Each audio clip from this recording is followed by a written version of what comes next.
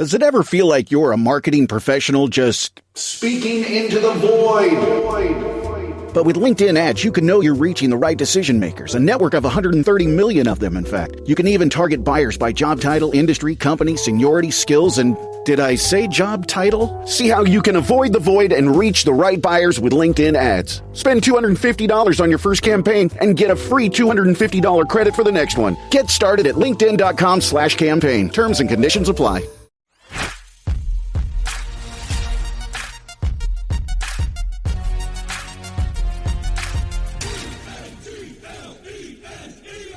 Hey, this is William Tincup and Ryan Leary, and you are listening and hopefully watching the You Should Know podcast. The topic today is understanding neuroleadership, what companies should know about their people. One of our most popular podcasts was about neurodivergent people. It was. So I can't wait to jump into this topic, but let's do some introductions first. First of all, Ryan, how you doing? I'm good. My name is Ryan Leary. No, I'm kidding. Go ahead. I'm good. I'm feeling slightly judged by the three of you, though, staring at me from Texas and wherever you're at in Dallas and all that stuff. No, they're in Fort Worth. They're about not even 9 miles from me.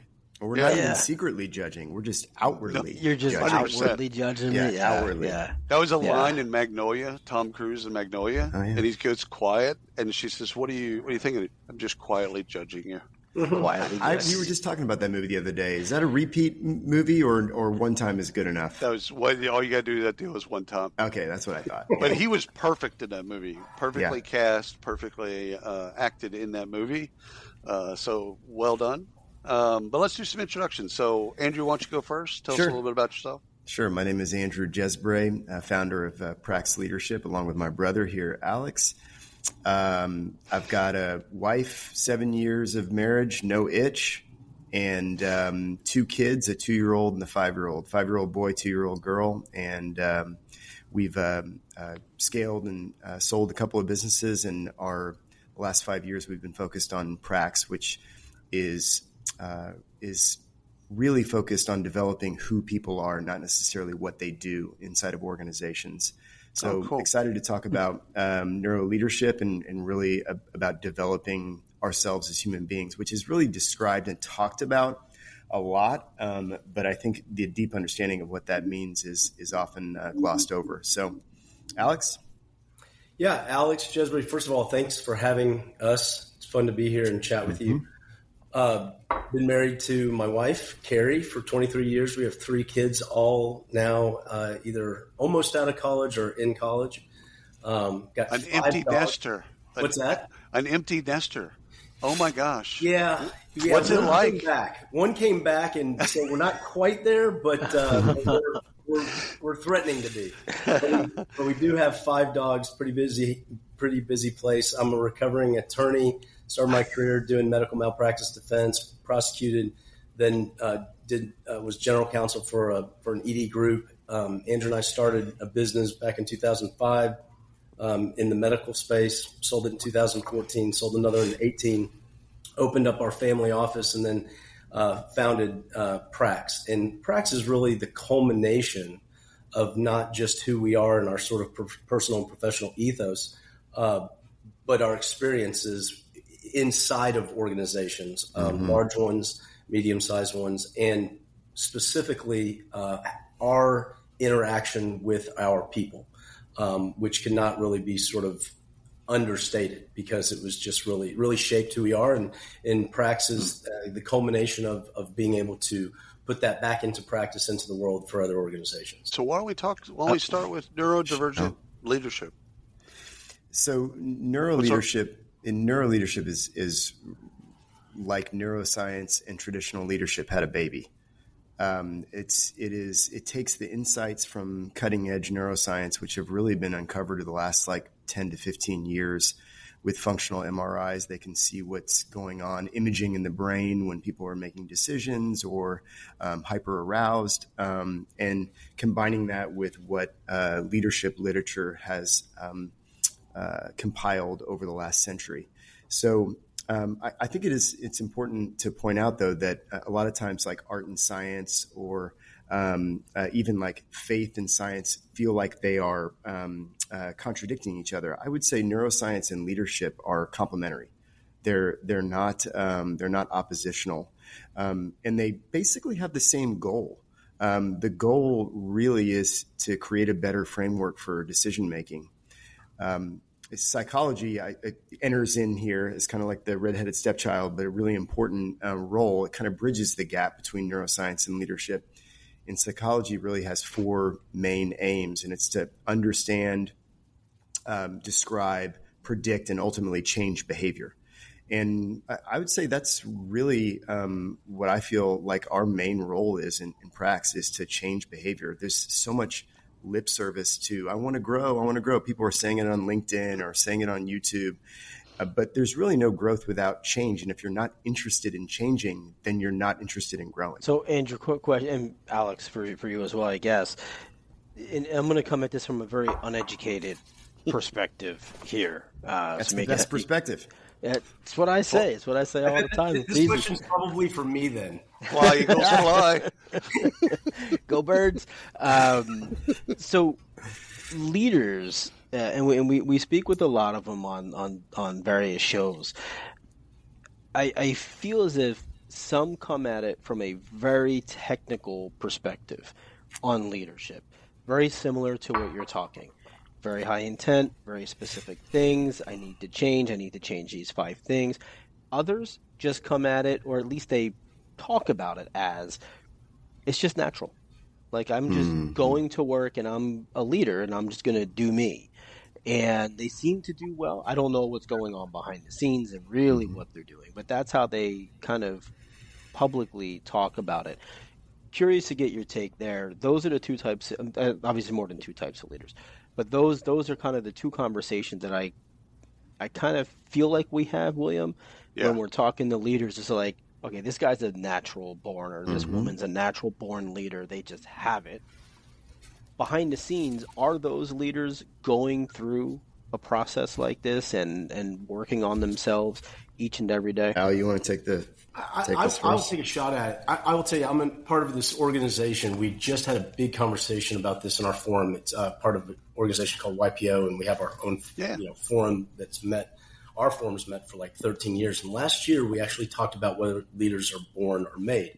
And I had said that 5 years ago, I would have said that they're born. That's my orientation to the world, and you use the phrase natural leaders. After being involved in Prax, I would say that they are definitely made. Even the ones that have natural tendencies are still made. Yes, they are. The best ones are working at it and working on it. I will tell you that on this show, you have 2 people that are extremely different, Andrew and I, in terms of our leadership style. Now, I don't say this with false humility. I say this because it's true. Andrew can do what I do better than I can do what Andrew does. But what I do, I think I do fairly well.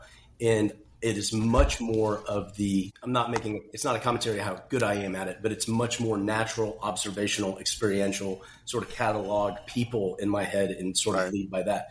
Whereas Andrew clearly has the ability to do that. But the technical aspect that I lack, which does not mean I can't, it just means I have to work harder at it, is something that Andrew is extremely natural and gifted at investigating those skills-based, science-based aspects of leadership that he does work on. Probably comes a little bit more naturally to him to work on those things. But all in all, I think any leader, whether they have the more technical side or the more sort of natural side, if you're not working on whatever lane you can drive the fastest in figuring that out first is a prerequisite, you're doing yourself and those in your charge a disservice. So, Ryan, I will make a couple comments. One, it's, I think, important to define leadership first. Leadership is about influencing others. Self-leadership, which is very Praxian focused, is about leading oneself. And there's lots of debate on which one is more important. Our philosophy is that if you can't lead yourself, how can you lead others? And I would say, second, in terms of the born or made, research has absolutely concluded that leadership, and I do mean leadership, not self-leadership, is not personality dependent.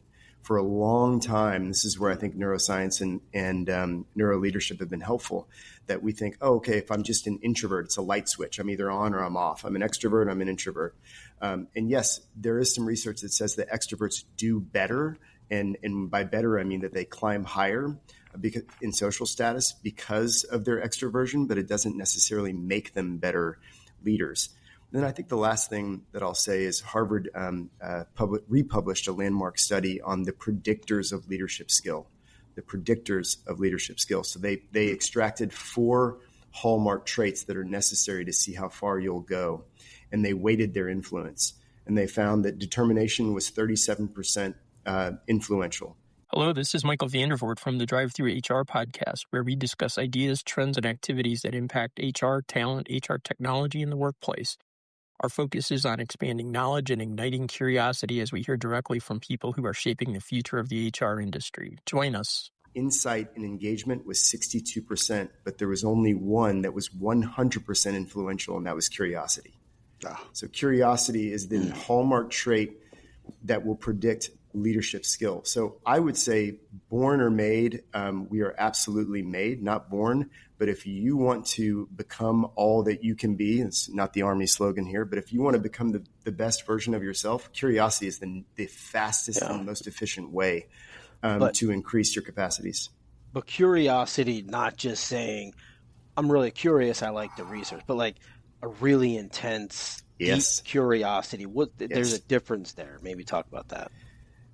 Yeah, I'll pass it to Alex. Are you thinking curiosity? Sorry, Ron, Andrew. Go ahead. Are you thinking about curiosity as a spectrum, right? Well, I'll just say this. I'll pass it to Alex. It's a great question, Ryan. I would say the first question is, what should we be curious about? So let's just say that curiosity is no more than asking questions. Well, let's start with a deep self-awareness. I think Aristotle or some moron in that realm said, to know thyself is the beginning of all wisdom. And we believe that too. But Al, go ahead. Yeah, Ryan, I love that question because there's curiosity. You know, when your wife asks you, do I look good in this dress? That's the asking of a question, but they don't really want an answer. And so I think you're delineating between the asking of a question versus true desire to learn and with an end in mind, which is improvement. And we always sort of tend to think that while things start with curiosity, there are some conditions precedent to making that curiosity lead to something productive. And that is, you have to be okay with the answer. There's a certain amount of security that is involved there, a certain amount of introspection, a certain amount of vulnerability. Because if you ask a question and the answer isn't exactly what, the world's been telling you how great you are all the time, it can be tough for people. So curiosity gets summed up, but there are a whole lot of conditions precedent to that to make it productive and meaningful. So one of the things, Andrew, I want to go back to is you said you've got to change in order to grow. Mm-hmm. Okay, so is there linkage that you can see in your clients and in your research, et cetera, where curiosity leads to that change or can lead to that change, and that change can lead to growth? Am I making that linkage there? That's perfect. We've distilled. Psychology loves to make everything really complicated. They have the stages of change, and they talk about pre-contemplation to contemplation. We made it much more simple, I think, for Prax. It's see it, want it, do it. You can't change anything that you don't first see as an issue or an opportunity to grow. But after you see it, that doesn't necessarily mean you're motivated to do anything about it. Right. So now you've got to actually be motivated to change the thing, and then you got to do something about it. And so habit change is really complicated. We are wired for automatic behavior. Our brains want us to keep doing. It's a shortcut for our lives. And so this is the spectrum between automatic and controlled behavior. So when we decide that we want to intervene on a habit that we find suboptimal, now there's a goal, there's a new desired result, and that's very, very effortful. That takes effort for us to do something new. And then the kind of dirty little secret about habit change is that our old habits are rewarding. even if we don't like them, they're rewarding something at a neurological level. So in order for us to do something new, we actually have to change the reward system, and that feels hard. So rewarding, now you've got me in deep thought here. I'm thinking from an eating, not leadership, eating perspective, right? Oh, this is leadership too. So you're on this journey. You achieve a goal, 10 pounds. Your reward is to go back to your old. Yeah, I'll use a personal example. I had about 5 years of plus 10 pounds, minus 10 pounds, plus 10 pounds, gain it, lose it back, gain it, lose it back. And I was very frustrated with that pattern. So first, curious about why. Why does this not translate into sustained change? And what I really concluded was I was pursuing the wrong values. So I was trying to engage in this stop behavior. So it was like, okay, so I need to deprive myself of this old fashioned, this whiskey or these sweets, rather than harnessing something much more powerful, which is purpose. So once I started documenting what's really, really important to me long term, like I'm a little bit of an older dad. I'm 44. I had our kids, my late 30s and early 40s. And when I started looking at being an 80-year-old dad, that really changed the reward system on a neurological level. That changed me deciding to eat something or not eat something because it made it bigger than the impulse that was in front of me. And that's when I'm telling my story, that's when the weight came off and stayed off. And because the reward system had fundamentally changed. I love that. So how do we go? Alex, go ahead. You had well, I wanted to respond to Ryan because it resonates with me because for me, that there's actually that 10 pounds. I mean, you could say it's 30 with me, but I have gotten for the last 5 or 6 years down to this number. I won't say what it is, and I don't go below it. I get to that number and I cannot get, and that gets into self-sabotage probably, which is a whole other conversation. But I wanted to just link what Andrew was talking about, see it, want it, do it, to what is a distinction about prax beyond self-leadership versus leadership, and that is practice. For so long, one of the things I would do to satiate or convince myself I was doing it is I would think, oh, I want to get in shape. So I go buy equipment and I set it up and it looks beautiful and it looks great and I feel good, almost as if I've worked out. But I am like Andrew. Almost. Andrew goes and works out. I take pictures of it. I send it to people. I say with this, I make a schedule and then I don't do it. But something about that satiates the feeling like, I kind of work out. Done. But nothing has changed. Right. In fact, I've probably taken an emotional step backwards because I haven't done it. And so Andrew has taught me, frankly, I mean, he's my younger brother by 7 years, but I've learned so much from him. He has taught me the thing you have to do is you actually just have to go do it. Don't worry about whether you want to do it. You know, right? Yeah. Sometimes practice isn't just because you want to do it. It helps to sustain it, to keep that motivation. But that practice is the thing that actually makes the difference. And that's something, prax is short for praxis, which is the Latin word for practice or to practice. And that is at the very core of what prax is all about.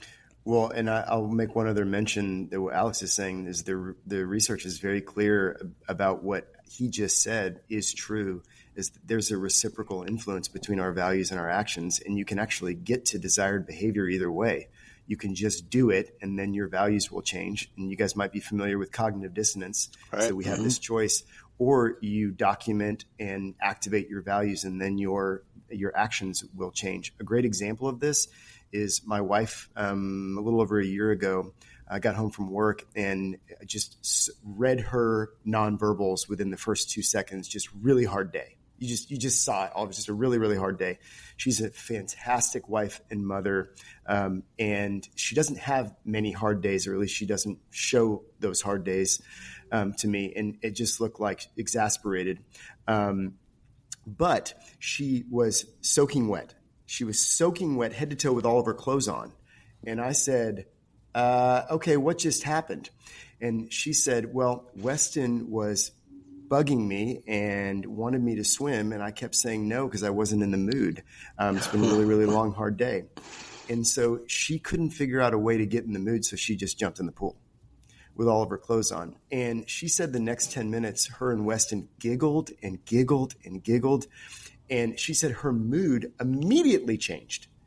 She was forced to. She wasn't feeling it, and then she jumped in. Well, she was actually demonstrating from a neuroscience perspective how you can change your mood, your mental state through action. The tail wagging the dog, essentially. Yeah, that's right. Exactly right. And one other mention about values that I think is not talked about nearly enough, because we all know this. You guys have probably done this. I've done it.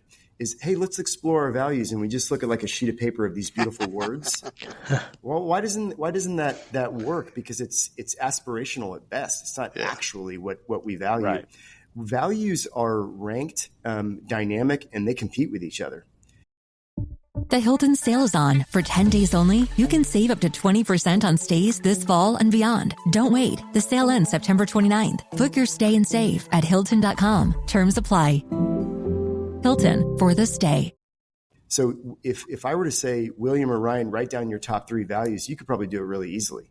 And then if I said, write down your next 3, you could probably do it. You'd say, it'd take a few minutes. But I said, all right, now let's do your next 3 after that. You'd be staring at me because there's not many things that are that important after that. You're like, I don't know, ice cream, is that number 9? I don't know. Like what's so that demonstrates organizationally that we shouldn't have 9 goals. We should have 3 to 5, but we have just a couple of values that are really, really sacred, dynamic. They change over time. If I ask you guys, are you the same person you were 10 years ago? You would probably say no.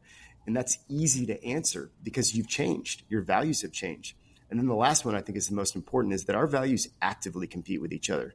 In any decision that we make in the moment, one value has won over the rest. A simple one would be my impulse or pleasure value wins if I have that 4th drink on Saturday night and then don't go to church with my family like I said I was going to. My faith value took a back seat to something that was more impulsively important to me. This is what I was talking about. Are leaders born or made, right? Are they actively making that decision to be a better leader? Or are they just relying on their natural born skills?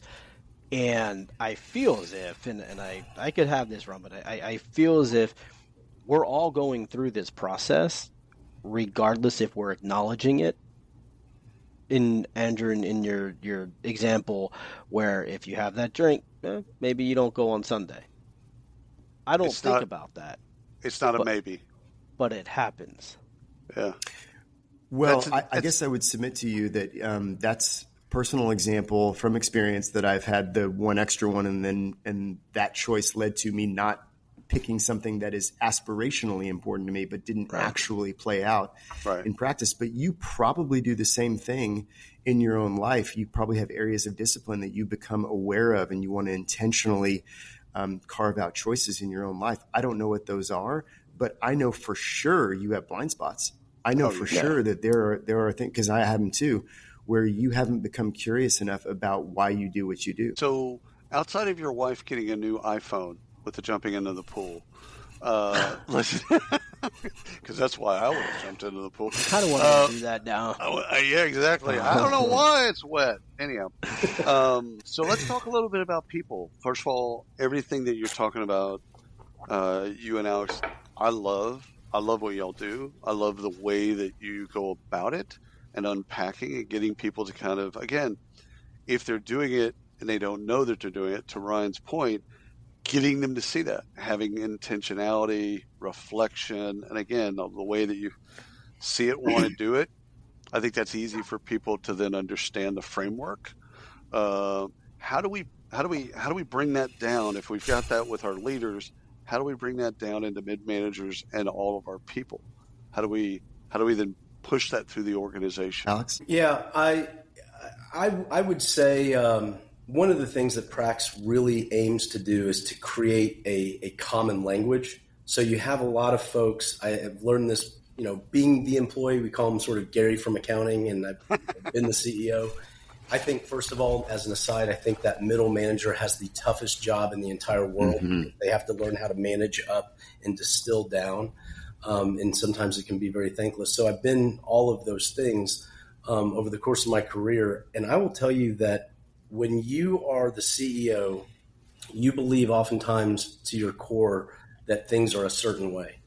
When you're Gary from accounting, you know that ain't true. Right. And it's the thing that is important to us in Prax. And it's why when we deal with large corporations, we have a product that speaks to, not because somebody up here is smarter, not at all. Sure. In many cases, that's not at all true. But the way that this person interacts with learning is different than maybe the way somebody else, and the way that they apply their learning on a daily basis in their lives, at their stage of life, whether they're home or at work. And so one of the things that's important is that Prax takes general or Tuesday on NBC. Jimmy Fallon and Bozoma St. John host the highly anticipated new competition show. I hired 10 creatives from all walks of life. They will be battling it out to see who can impress the world's biggest brands. This is a huge opportunity. This is the battle for the next big idea. This is not play. We're spending millions of dollars. I'm so excited to embark on this adventure with all of you. May the best idea win! On Brand with Jimmy Fallon. Series premiere Tuesday on NBC. Common concepts within Prax and gives them to different people at different stages of life in different areas within an organization, but it's all the same language. It's all the same language. So making sure that everybody has an understanding of what those skills are, what it takes to get there, and what that growth actually looks like for themselves, not for their business, which is also a little bit different. I know we've talked about it briefly, but just to put a fine point on it, we're very clear with our clients that you're the client, the company, you're interested in your people as employees, as you should be. You're not a charity, you're an organization, you should make money, that's great. We're not. Your business is your business. However you measure that is your business. We focus on all of you all as individual human beings, and the point of which is to improve them. And that brings people together.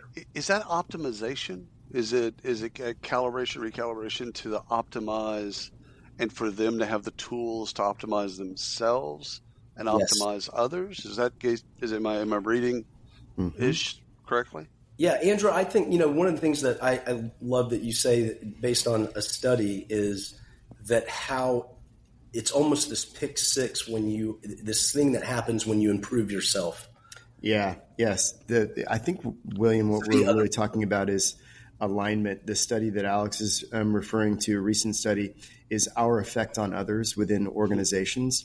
And if William is a top performer, however we define that, let's just say you're a top performer, you can raise the level of performance by up to 15% with just your sheer presence, not doing anything different other than who you are. But the shocking part of it is if Andrew if I'm a low performer, I can bring down productivity almost 30%. So this just by being in the room, just by being around people on a daily basis, up to 15, down to 30. And so I think the revelatory stat there is 45% delta. This illustrates the power of self-leadership. Is if we are working on ourselves, then we can be part of the add, not subtract. Yeah. So if you're affecting the room that much, we'll just go with the positive on the plus 15. Is that because the people in the room want to aspire to be you, or they want to impress you? What's the cause there? I'm so glad you brought that up. I think the most often the weightiest things are the simplest things. So the most powerful way to influence others is behavior. It's modeling behavior is the most powerful influencer in the whole world. It doesn't matter if we agree with that or not. That is true. Right. Parents know that. Yeah. Parents know that instinctively because they don't listen to what we say nearly as much as they watch what we do. And it turns out that adults are the exact same. Yeah. And without behavior, reputation runs out. Let's say you get the benefit of having a reputation and it walks in a room before you. When you behave, it quickly water seeks its own level, and it's based on who you are. And another, I think, interesting perspective on that is if you look at, it's called the pyramid of learning, and you can Google it, but the lowest form of learning is lecture. It's the lowest form, and it's really what our entire go college. Yeah, that's right. Go college. That's exactly right.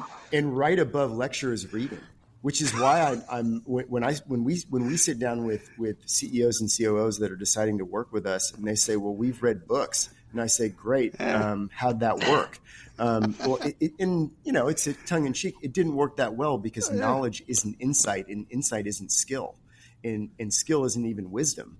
So we have to move up the learning pyramid, and we've got to get into practice. And actually, the only thing above practice is teaching.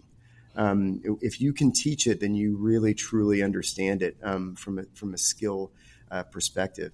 And so, if we are able to improve ourselves, and we're able to convert knowledge into insight and insight into skill, that's how we improve ourselves, and that is how we model optimal behavior for others.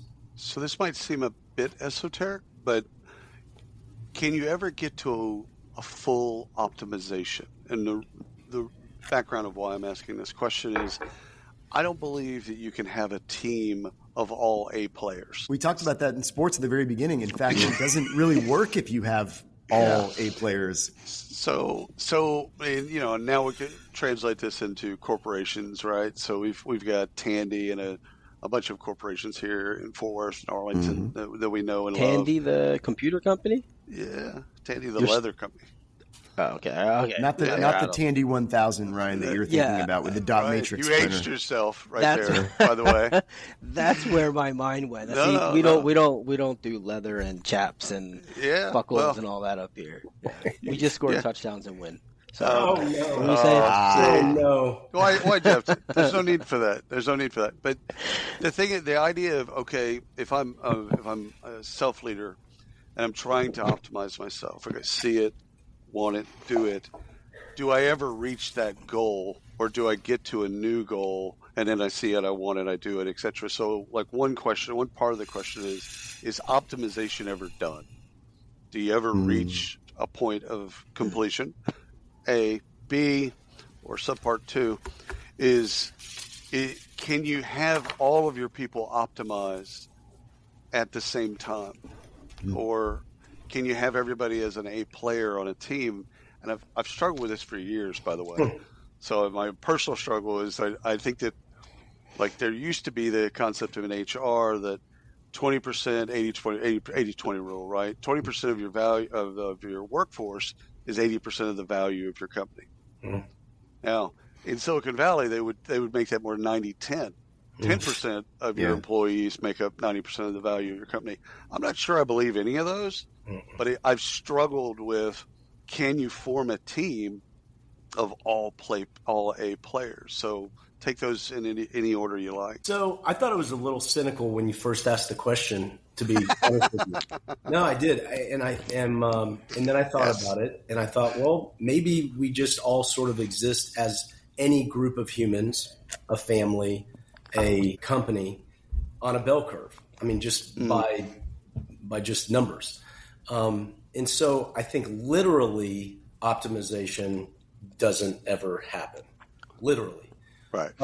But to the extent that we're probably not going for true empirical optimization, and we're going to say there are folks that are receptionists, and there are folks that are mid-level managers, and there are people that are C-suites. You know, the C-suite gets a lot of credit. That's probably that 20, 10, 90, 80%. But that doesn't make them more valuable, because if you take the receptionist out, the phone doesn't actually get answered. And so that's not less important. It's just less visible. And so I think it is possible within an organization to have the best receptionist and the best mid-level managers. And the higher that bar gets within an organization, this is something that we've experienced quite a bit, that the low performers self-select right out of that company. Right. And it is either, a downward spiral or an ascending spiral, sort of back to Andrew's original point. So, does true optimization work? Probably not ever, literally. But it can be good enough. Well, it could be that you just change the definition of optimization by the time you get there. That's right. Right? Like you get to that place and you're like, okay, now I can see, want, do. I see something else, and so the definition, your own internal mechanism to define what is optimized or optimization, maybe that just changes as you hit different plateaus or different places. William, do I have time for one more comment on that? Oh, hell yeah. Okay, Go perfect. I think an important question is, well, what can we influence, and then what should we be concerned with? And the Stoics 300 BC popularized this idea in a small community of philosophy that we can only control ourselves. But it wasn't until 1989, Seven Habits from Covey, that he made the idea widely popular. And he has this graph that I still find really beautiful, even several decades later. These three big circles. He has this circle of concern, and inside that circle of concern is the stock market and the weather. We don't control those things, but we should be concerned with those things. And then inside of that circle is the circle of influence. These are our relationships. These are job outcomes that we can influence, but we don't directly control the outcome. The smallest circle is literally called the circle of control. And so those are the things that we can control. And what are those things? And one of the top 10 books of all time, if you haven't read it, you should absolutely read it. Viktor Frankl's A Man's Search for Meaning. He talks about this concept. In between stimulus and response is our choice. So inside of that circle of control really are three things, and this is very Praxian in nature, is we have our values, our thoughts, and our actions. So when we talk about optimization, we're talking about not the stock market and the weather, not even our relationships. I don't control my wife. I don't control my kids. I certainly don't control our employees. And if you come in with that mindset, you are setting yourself up for frustration. But I can optimize myself, and I can have influence on those things. So at Prax, we're really focused on paying attention to our priorities, how we perceive events in our lives. That's emotional regulation, reducing cognitive errors, and then observing and managing our actions. And this is how we optimize. Well, I'm good, man. I think this has been really this is opposite of what I thought. I don't know what I thought, but this was good. I enjoy it. We need to have a part two and go into some of the other, because we glossed over some of the stuff I think we could go into much deeper. Yeah. Y'all are wonderful. And of course, being Cowboys fans helps, but no, seriously, it's when can we come wonderful. Back? We can schedule for next week. Seriously, y'all have been wonderful. And I know the audience will learn a lot from y'all. Yeah, this is a good one. Thank you so much. For what you guys do. You create a really nice environment for a conversation. Both of y'all. Thank you. Yeah, I really, really enjoyed this. You guys have created a wonderful vibe to be vulnerable and open up and have fun. And so credit to you guys. That I know that doesn't happen on accident. Thank you.